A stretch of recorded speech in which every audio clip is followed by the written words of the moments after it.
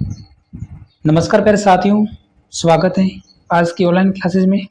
आज की क्लास में पीटीटी परीक्षा 2026 के लिए शिक्षण अभिरुचि के अति महत्वपूर्ण प्रश्न आज के सेशन में हम देखेंगे।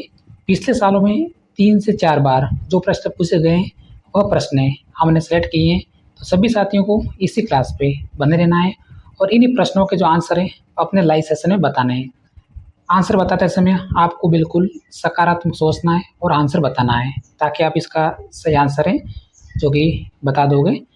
शिक्षण अभिरुचि के जो प्रश्न हैं अगर आप बिल्कुल करेक्ट आंसर देते हैं तो आपको जो अंक मिलते हैं 3 अंक मिलते हैं। उसके बाद थोड़ा सा आप नेगेटिव आंसर देते हैं तो 2 अंक मिलते हैं।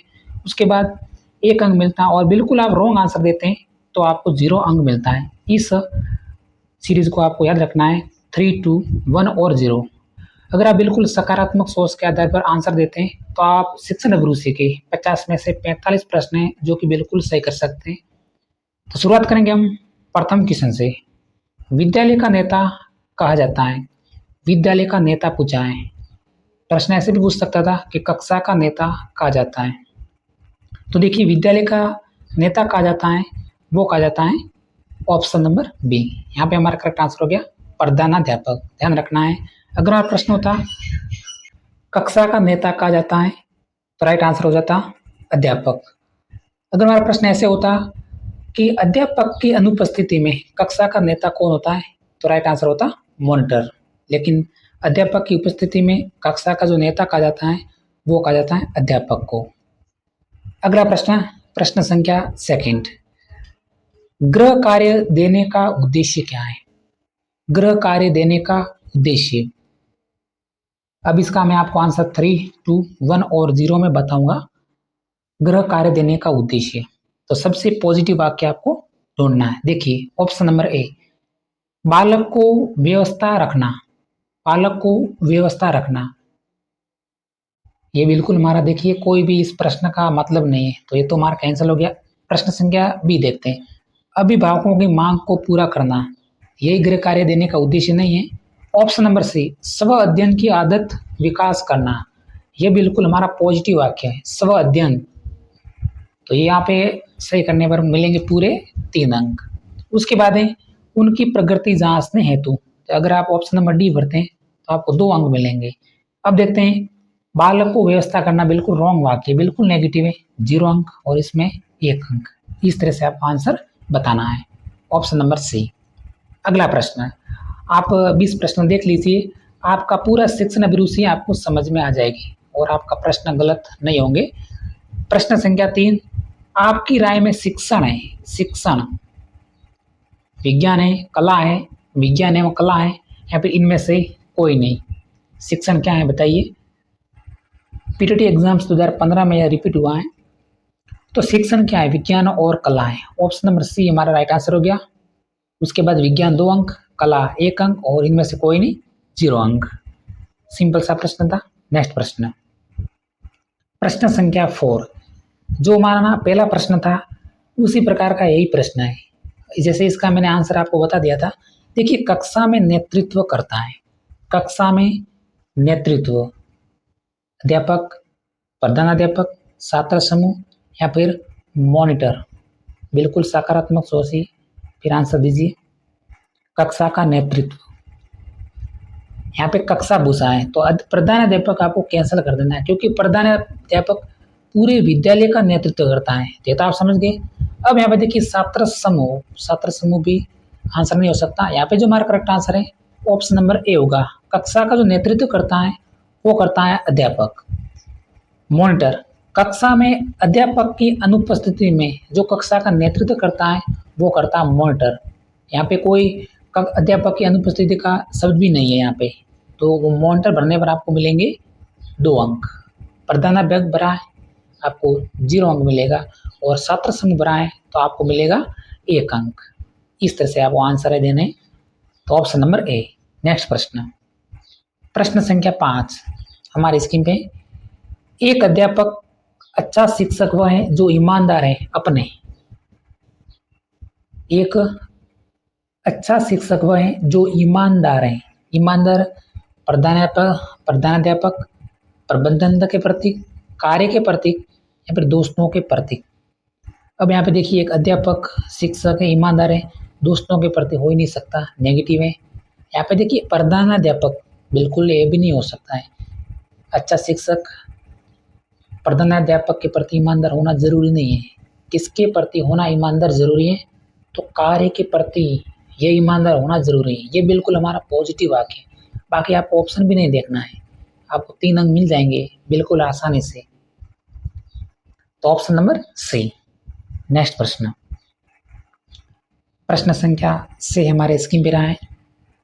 यदि विद्यार्थी देर से आता है तो अध्यापक को चाहिए कि, मान लीजिए आप एक क्लास है, उसमें बच्चों को पढ़ा रहे हैं, उनमें से एक विद्यार्थी ऐसा है जो कि कक्षा में लेट आता है, तो आप एक टीचर होने के नाते उस विद्यार्थी को क्या कहेंगे? ये प्रश्न इस तरह से बता रहा है।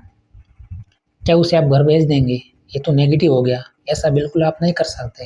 अगर विद्यार्थी कक्षा में एक स्टूडेंट लेट आ रहा है तो उसको घर भेजना उचित नहीं है, ये तो नेगेटिव हो गया। ऑप्शन नंबर बी देखते हैं, कालांश पूर्ण होने के बाद कारण जाने। ये सबसे इम्पोर्टेंट है, कारण को जानना।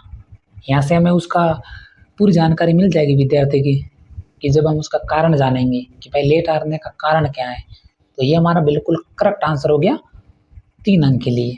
अब देखते हैं ऑप्शन नंबर सी, प्रधानाध्यापक को सूचित करें और देर से आने पर ध्यान न दें। ये तो 0 अंक वाला है, यहाँ पे 2 अंक मिलेंगे, यहाँ पे 1 अंक मिलेगा, उसे घर भेज देंगे।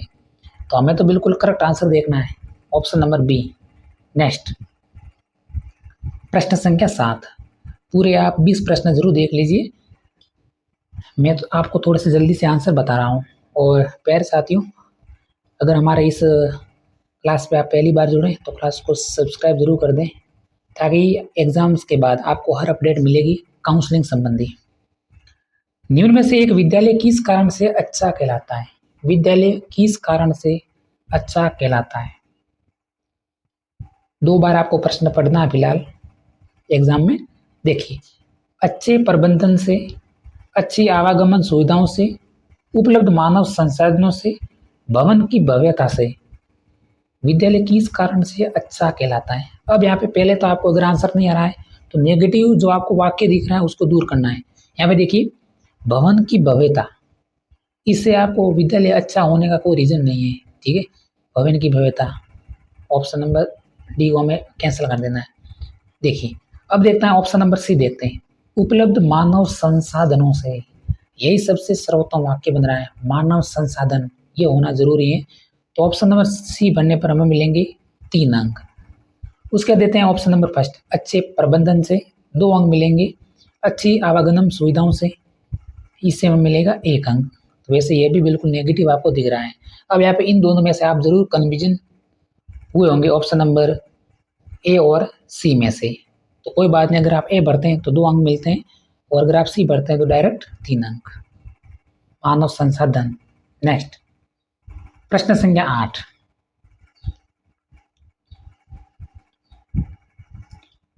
कक्षा में उपेक्षित बालकों की पहचान अध्यापक को कब करनी चाहिए? उपेक्षित, उपेक्षित का मतलब होता है कि विशेष रूप से कमजोर बालकों की पहचान करते समय समय समय पर करनी चाहिए, कभी कभी, कभी भी, बहुत शीघ्र, या फिर ज्ञात नहीं। यहाँ पे 0 तुरंत मिल जाएगा, ज्ञात नहीं पे। कक्षा में उपेक्षित कमजोर बालकों की पहचान अध्यापक को कब करनी चाहिए? तो वो करनी चाहिए समय समय पे। ऑप्शन नंबर ए बनने पर हमें मिलेंगे 3 अंक। समय समय पर भाई कहनी जरूरी है, बहुत शीघ्र 2 अंक मिलेंगे, कभी कभी 1 अंक मिलेगा, और अगर आपने दी भर दिया तो 0 अंक मिलेगा। ध्यान रखिए, ऑप्शन नंबर ए। नेक्स्ट प्रश्न संख्या 9, शिक्षक का प्रमुख कार्य क्या है? शिक्षक का प्रमुख कार्य पाठ्यक्रम समय पर पूरा करवाना, छात्रों को प्रभावी शिक्षा देना, ऑप्शन नंबर सी छात्रों का मार्गदर्शन करना, और ऑप्शन नंबर डी है छात्रों के साथ पक्षपातपूर्ण व्यवहार करना। शिक्षक का प्रमुख कार्य, शिक्षक का जो प्रमुख कार्य वो आपको ढूंढना है। देखिए, ऑप्शन नंबर ए हम देखते हैं, पाठ्यक्रम समय पर पूरा करवाना, ये प्रमुख कार्य नहीं है। कि भाई पाठ्यक्रम को समय पर पूरा करवाना। ऑप्शन नंबर बी, छात्रों को प्रभावी शिक्षा देना, प्रभावी गुणवत्तापूर्ण शिक्षा देना। ऑप्शन नंबर बी हमारा बिल्कुल करेक्ट आंसर है। छात्रों का मार्गदर्शन करना, छात्रों के साथ पक्षपातपूर्ण व्यवहार करना। अगर आपने ऑप्शन नंबर डी बनाए तो आपको बिल्कुल 0 अंक मिलेगा। अब देखते हैं, देखिए, छात्रों का मार्गदर्शन करना, छात्रों का मार्गदर्शन करना 2 अंक का है और पाठ्यक्रम समय पर पूरा करवाना 1 अंक का है। तो फिलहाल ऑप्शन नंबर आपको बी ही बनना है, छात्रों को प्रभावी शिक्षा देना। नेक्स्ट प्रश्न संख्या 10, विद्यार्थियों को गृह कार्य देने का महत्व क्या है? विद्यार्थियों को गृह कार्य देने का महत्व, इसके द्वारा विद्यार्थियों में स्वयं अध्ययन की आदत पड़ती है। इसका मैंने प्रश्न एक पहले बताया था, तो सेम थोड़ा सा चेंज करके दोबारा प्रश्न पूछा है। यह स्कूल के कार्य की पूर्ति करता है, यह खाली समय के सदुपयोग का अवसर प्रदान करता है, यह विद्यार्थियों में जिम्मेदारियों का एहसास पैदा करता है। देखने में तो सभी ऑप्शन वैसे समान दिख रहे हैं, लेकिन बिल्कुल करेक्ट आंसर आपको ढूंढना है कि यही आंसर हो सकता है। विद्यार्थियों को गृह कार्य देने का महत्व तो यही है कि उसको स्वयं अध्ययन की आदत पड़ती है। स्वयं अध्ययन, जब कोई अध्यापक गृह कार्य देता है तो विद्यार्थी घर आकर उसको पूर्ण करने की कोशिश करता है, स्वयं अध्ययन करता है। तो ऑप्शन नंबर ए हमारा करेक्ट आंसर होगा। यहाँ पे बिल्कुल ऑप्शन नंबर ए ही हमें भरना है। नेक्स्ट प्रश्न संख्या 11 हमारे स्क्रीन पे रहा है। हम ज्यादा प्रश्न नहीं देखेंगे, ओनली अब 15 प्रश्न ही हम देखेंगे। तो क्वेश्चन नंबर 11 अंतिम में 4 प्रश्न आपको देख लीजिए। आप अध्यापक अध्यापिका क्यों बनना चाहते हैं? भाई बताइए, आप अध्यापक अध्यापिका क्यों बनना चाहते हैं? माता पिता अध्यापक अध्यापिका हैं, दूसरी ओर कोई नौकरी नहीं मिल सकती, विद्यार्थियों को पढ़ाने में रुचि है, परिवार में अध्यापक अध्यापिका हैं। बताइए, बिल्कुल पॉजिटिव आंसर बताना है।